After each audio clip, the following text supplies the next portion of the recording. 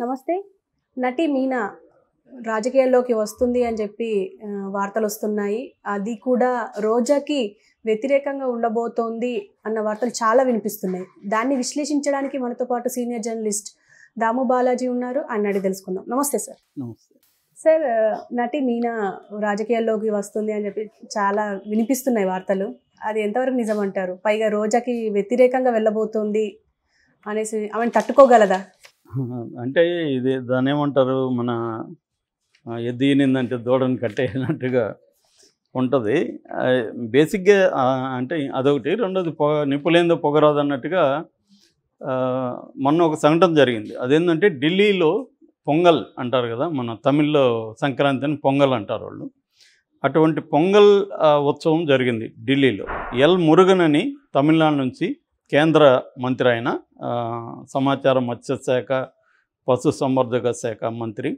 ఆయన కండక్ట్ చేశాడు పొంగల్ని. దానికి పిఎం అటెండ్ అయ్యారు, మన నరేంద్ర మోడీ, చాలామంది మంత్రులు సీనియర్ నాయకులు అటెండ్ అయ్యారు. దానికి ప్రత్యేక ఆహ్వానితురాల్లాగా మీనాని పిలిచారనమాట. అక్కడ ఆ ఫంక్షన్లో కూడా మోడీ మీనాకు అట్మోస్ట్ ఇంపార్టెన్స్ ఇచ్చాడు. దాంతో ఒకసారిగా ఎందుకు ఇంపార్టెన్స్ ఇస్తున్నాడు? మామూలుగా మోడీ స్థాయి వాళ్ళు ఊరికే ఎవరికేం ఇంపార్టెన్స్ ఇవ్వరు. వాళ్ళు ఎవరికైనా ఇంపార్టెన్స్ ఇస్తున్నారంటే దాని వెనుక ఒక రాజకీయ వ్యూహం ఉంటుంది ఖచ్చితంగా. సో అందుకని ఇక్కడ కూడా అప్పుడు మన ఎన్టీఆర్ని కలిసేసిపోయాడు అమిత్ షా. అంటే వాళ్ళు ఏదో ఒక ఫీలర్ను పంపించడానికి అలా చేస్తుంటారనమాట. ఒక సింబాలిక్ ఇది జెస్చర్ అంటాం.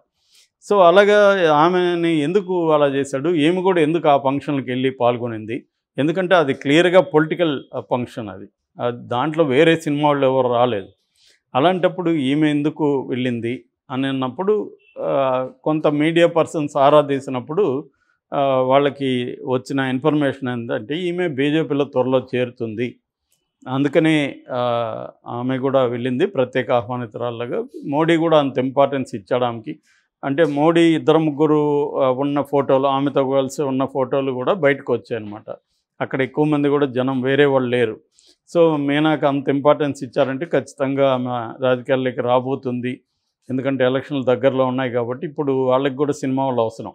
వాళ్ళ ప్రతి చోట మనం చూసినప్పుడు మోడీ కానీ బీజేపీ కానీ ప్రతి రాష్ట్రంలో కూడా సినిమా వాళ్ళని ఉపయోగించుకోవడం ఎలక్షన్లలో స్టార్ క్యాంపెయినర్లుగా కావచ్చు, లేకపోతే కొన్ని ప్రత్యేకమైన నియోజకవర్గాల్లో వాళ్ళని ఫోకస్ చేయడం కావచ్చు, లేదా పార్టీలకు తీసుకొని వాళ్ళని క్యాండిడేట్లుగా పెట్టడం కావచ్చు. రకరకాల పద్ధతిలో సినిమా గ్లామర్ని, సినిమానే కాదు క్రికెట్ కావచ్చు, ఎనీ సెలబ్రిటీస్ని వాళ్ళు ఏంటంటే బీజేపీకి ఉండే స్ట్రాటజీ ఏంటంటే ప్రతి రాష్ట్రంలో కూడా ఆయా రంగాల్లో నిష్ణాతులుగా ఉండి ఒక పేరు ప్రఖ్యాతులు ఉండి వాళ్ళకంటూ ఒక ఇమేజ్ ఉంటుంది కదా, ఆ ఇమేజ్ ఉన్న వాళ్ళని వీళ్ళు ఏదో రకంగా ఉపయోగించుకోవడం అనేది ఎప్పటి నుంచో చేస్తున్న ఒక స్ట్రాటజీ అనమాట బీజేపీ. ఇక్కడికి వచ్చినప్పుడు కూడా ప్రొఫెసర్ నాగేశ్వర లాంటి జర్నలిస్టులను కూడా వాళ్ళ ఇంటికి కూడా వెళ్ళారు నడ్డా. అంటే ఒక సింబాలిక్ జెస్చర్ వాళ్ళు పంపిస్తారు. రెండోది ఒక ఇన్ఫ్లుయెన్సర్లు వీళ్ళంతా. మనం ఎట్లాగైతే సోషల్ మీడియాలో ఇన్ఫ్లుయెన్సర్లతో మనం మాట్లాడుతుంటామో మనకు అవసరాలు వచ్చినప్పుడు బ్రాండింగ్ లాగా వాళ్ళు. సో అలాంటి ఇన్ఫ్లుయెన్సర్లు సమాజంలో వివిధ ఫీల్డ్లో ఉండే ఇన్ఫ్లుయెన్సర్లని బీజేపీ కలవడం, వాళ్ళని ఉపయోగించుకోవడం అనేది జరుగుతుంటుంది. అయితే ఇక్కడ మీనా విషయంలోకి వచ్చినప్పుడు మీనాకి పెద్దగా సినిమాలు లేవు ఇప్పుడు. ఆమె ఆల్మోస్ట్ రిటైర్మెంట్లో ఉంది. ఓన్లీ ఒక టీవీ షో జడ్జిగా మాత్రమే ఉంది.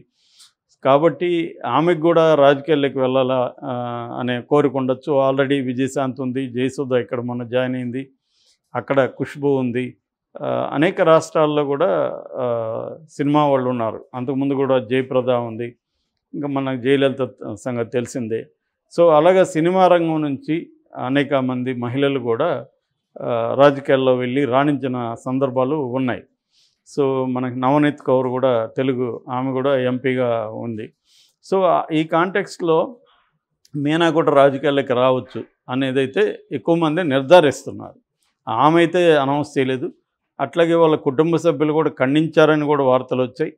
మాకైతే ఇన్ఫర్మేషన్ లేదని. ఇవన్నీ మామూలే. వాళ్ళు ఒకసారి డిసైడ్ అయినప్పుడు ఎప్పుడు అనౌన్స్ చేయాలనేది కూడా వాళ్ళకి ఒక క్లారిటీ ఉంటుంది. అప్పటి వరకు ఖండిస్తుంటారు. ముందు రోజు వరకు కూడా ఖండించి మరుసటి రోజు అనౌన్స్ చేసిన సందర్భాలు ఉన్నాయి. ఇదేంటంటే రాజకీయాల్లో టైమింగ్ అనేది ఇంపార్టెంట్. సో ఎప్పుడు ఎలా ప్రాపర్ ప్లాన్ చేసుకొని, రెండోది టర్మ్స్ అవన్నీ మాట్లాడుకోవాల్సి ఉంటుంది. నేను చేరడం వల్ల నాకేంటి ఉపయోగం అని ఈమె అడగచ్చు. అంటే నాకు ఎక్కడ కంటెస్ట్ చేయమంటారు ఏంటి, ఇవన్నీ మాట్లాడుకోవాల్సి ఉంటుంది, విధి విధానాలు ఇవన్నీ. అందుకని కూడా అనౌన్స్ చేయకపోవచ్చు. ఏదేమైనా అనౌన్స్ చేస్తారని అంటున్నారు.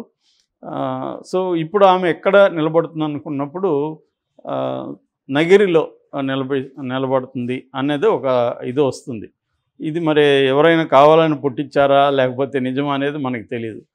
ఎందుకంటే నగిరిలో రోజా ఉంది, ఆమె కూడా సినిమా, వీళ్ళిద్దరు కలిసి కూడా నటించిన సినిమాలు ఉన్నాయి. సో ఆమె కానీ పోటీగా నిలబడితే మీనా ఆ స్థాయిలో మాట్లాడుతుందా లేదంటే ఎవరు కూడా రోజా స్థాయిలో మాట్లాడలేరు. కానీ ఈమెకి గ్లామర్ ఉంటుంది, ఈమె వెనక పోలరైజ్ అయ్యే అవకాశాలు ఉన్నాయి. ఎందుకంటే ఈమె కూడా పబ్లిక్ పేరు, మీనా కూడా. రోజా అంటే ఓవర్ ఎక్స్పోజ్డ్ ఆల్రెడీ ఆమె. ఒక్కోసారి ఓవర్ ఎక్స్పోజ్డ్ వల్ల కూడా నెగిటివ్ అవుతుంది. అంటే ఎక్కువ ఎక్స్పోజ్ కాకపోతే ఒక మిత్ ఉంటుంది జనంలో, ఆ మిత్తు పోతుంది. సోషల్ మీడియాతో ప్రాబ్లం అది. మనం ఎక్కువ ఓవర్ ఎక్స్పోజ్ అయిపోవడం వల్ల జనంలో మిత్తు పోయి ఈమె కూడా మనలాంటి మనిషి అన్న ఫీలింగ్ వచ్చేయడం వల్ల కూడా ఒక గ్లామర్ ఆస్పెక్ట్ పోతుంది. సో అది రోజా విషయంలో కొంత జరిగింది కూడా. ఎందుకంటే ఆమె జబర్దస్త్లో ఉండి విపరీతంగా ఆమె ఫోకస్ అయిపోవడం వల్ల కూడా జనాలకి ఈమె సినిమా మనిషి తప్ప రాజకీయ మనిషి కాదు అన్న ఫీలింగ్ కూడా వచ్చింది. అది ఆ నెగిటివిటీ కూడా ఉంది. సో అందువల్ల తెలివిగా మీనాను అక్కడ పెట్టబోతున్నారు అనేది చెప్తున్నారు. మీనా కూడా ఎలా మాట్లాడుతుందో మనకు తెలియదు ఇప్పటివరకు. రాజకీయాల్లో ఆమె రాలేదు కదా. వన్స్ రాజకీయాల్లోకి వస్తే ఎవరు ఎలా మాట్లాడతారో మనకు తెలియదు. అంతకుముందు సైలెంట్గానే ఉండొచ్చు. పవన్ కళ్యాణ్ కూడా మనం ఎక్స్పెక్ట్ చేయలేదు కదా అంతకుముందు. సో అలాగా ఒకసారి రాజకీయాల్లోకి వచ్చినాక ఆమె ఎలా మాట్లాడుతుందో తెలియదు. ఖచ్చితంగా ఇంకా రాజకీయాల్లోకి వచ్చినాక ఆమె కూడా రోజాని తిట్టాలి, రోజాకి యాంటీగా మాట్లాడాల్సి ఉంటుంది. అది కానీ జరిగితే ఇంట్రెస్టింగ్గా అయితే ఉంటుంది. ఎందుకంటే అసలు రోజాకి ఈసారి సీట్ ఇస్తారా లేదా, ఇస్తే నగిరిలో ఇస్తారా, కుప్పంలో ఇస్తారా, ఇట్లా రకరకాల ఊహాగానాలు ఉన్నాయి. ఎందుకంటే ఇప్పటి వరకు ఆ లిస్టులో ఆమె పేరు లేదు. ఇప్పుడు ఫైనల్ లిస్టు ఈరోజు రేపు అంటున్నారు, జగన్ ఫైనల్గా టచెస్ చేస్తున్నాడని. అందులో రోజా పేరు కూడా ఉంటుందా ఉండదా అనేది చూడాలి. ఒకవేళ ఉంటే మాత్రం రోజాకు పోటీగా నగరి, ఎందుకంటే అక్కడ తమిళ బలంగా ఉంటుంది, తెలుగు కూడా ఉంటుంది. అది బైలింగ్వల్ ఏరియా అన్నమాట. మొత్తంగా మ్యాక్సిమం తమిళ వాళ్ళు ఎక్కువ ఉంటారు అక్కడ.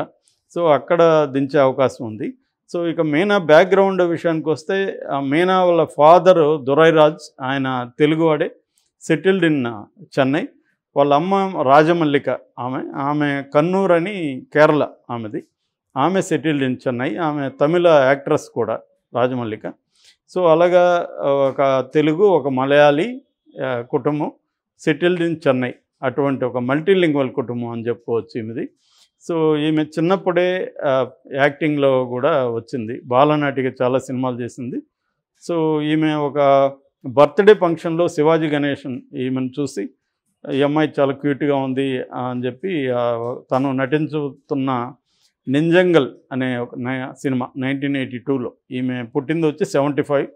సో ఇది 1982లో ఫస్ట్ ఆమె అరంగేట్రం చైల్డ్ ఆర్టిస్ట్గా చేసింది నింజంగల్ అనే సినిమా శివాజీతో. ఆ తర్వాత శివాజీతో చాలా సినిమాలు చేసింది బాలనటిగా. ఈవెన్ రజనీకాంత్ కూడా బాలనటిగా చేసి తర్వాత మళ్ళీ హీరోయిన్గా కూడా చేసింది, కమల్ హాసన్తో చేసింది.